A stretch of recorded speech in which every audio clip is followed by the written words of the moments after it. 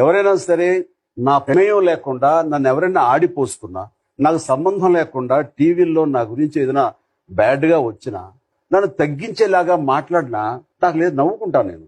ఎందుకంటే అది నేను కాదు.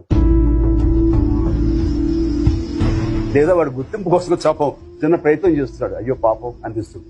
నా మానసిక ప్రశాంతత, నా మనశ్శాంతి, నా సంతోషం, ఇవి నా ఆస్తులు. వాడెవడో వచ్చి ఏదో అంటే నేను అశాంతి గురయ్యానంటే గనక నా శాంతి మీద వాడికి ఆధిపత్యం ఉంది. ఆధిపత్యాన్ని వాడికి ఇవ్వను.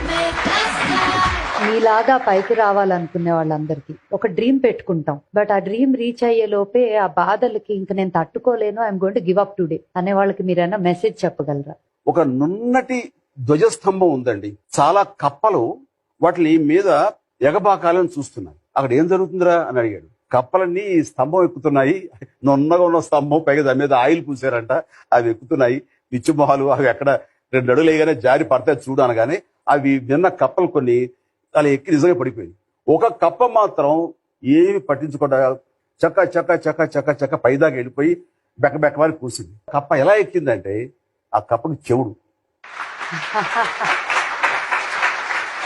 అలాగా చెవిటి కప్పల్లాగా తమ ధ్యేయం వైపు వెళ్లే ప్రతి ఒక్కళ్ళు సక్సెస్ఫుల్ పర్సన్స్ అవుతారు.